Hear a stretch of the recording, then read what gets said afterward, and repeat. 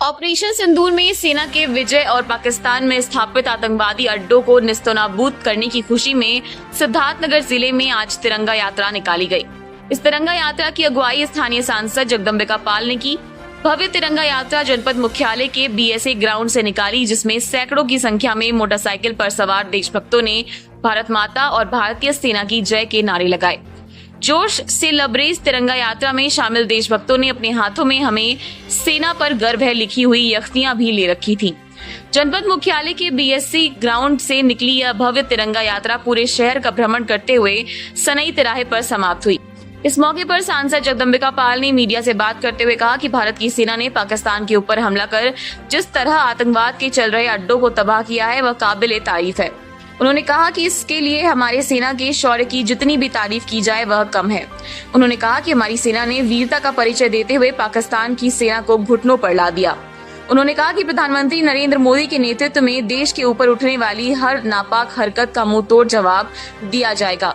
अगर पाकिस्तान अपनी हरकतों से अभी बात नहीं आता है तो हमारी सेना और हमारी सरकार वह सब कुछ कर गुजरने को तैयार है जिसकी हम सब भारतीय तमन्ना करते हैं।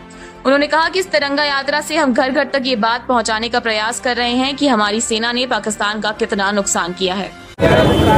आज सिद्धार्थनगर जो गौतम बुद्ध की धरती है, यहाँ पे पहल किया भारतीय जनता पार्टी के राष्ट्रीय अध्यक्ष श्री जेपी नड्डा जी के आह्वान पे, जो देश की सेना का पराक्रम और शौर्य ऑपरेशन सिंदूर के माध्यम से पाकिस्तान की सीमा में घुस करके उन आतंकवादियों के ठिकानों को निस्तनाबूद करने का काम किया है।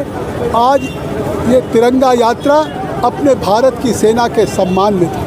प्रधानमंत्री श्री नरेंद्र मोदी जी ने जब पहलगाम की घटना 22 तारीख हुई और वो पूरा देशवासियों के मन में जो गुस्सा था, उन्होंने कहा कि ये 26 लोगों की निर्मम हत्या आतंकवादियों ने नहीं की है, ये भारत के हमारे परिवार के हमारे बेटे हमारे सपूत उनकी हत्या हुई है। और अब इस घटना के बाद भारत का संकल्प है कि इन आतंकवादियों को हम मिट्टी में मिलाने का काम करेंगे। और मोदी जी ने पहली बार कहा कि आतंकवाद पे जीरो टॉलरेंस होगा और इस आतंकवाद में केवल आतंकियों को हम नेस्तनाबूद नहीं करेंगे, उनके आका सरपरस्त जो सीमा पार में बैठे हैं हम उनको भी ऐसी सजा देंगे जिस सज़ा की कल्पना नहीं करेंगे।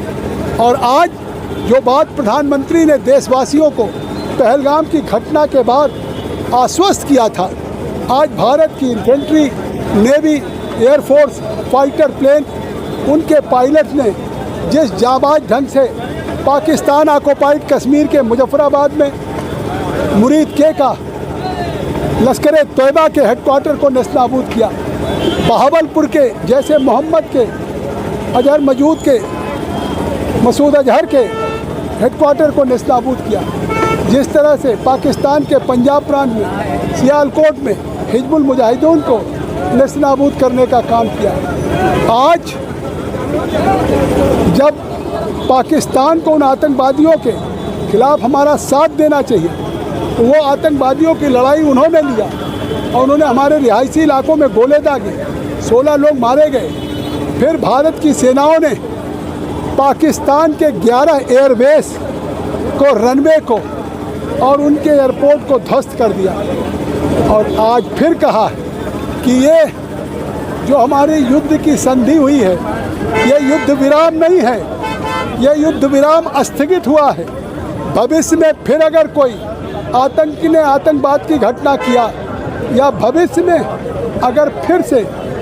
अगर पाकिस्तान ने लाइन ऑफ कंट्रोल का उल्लंघन किया, तो हम फिर पाकिस्तान को ऐसा सबक सिखाएंगे कि शायद पूरी दुनिया देखेगी। और भविष्य में, अभी तक तो भारत और पाकिस्तान के बीच में कश्मीर पे वार्ता होती थी, अब प्रधानमंत्री नरेंद्र मोदी जी ने कह दिया कि अब भारत और पाकिस्तान में कश्मीर पे वार्ता नहीं होगी, अब पाकिस्तान ऑक्युपाइड कश्मीर को भारत में लाने की वार्ता होगी।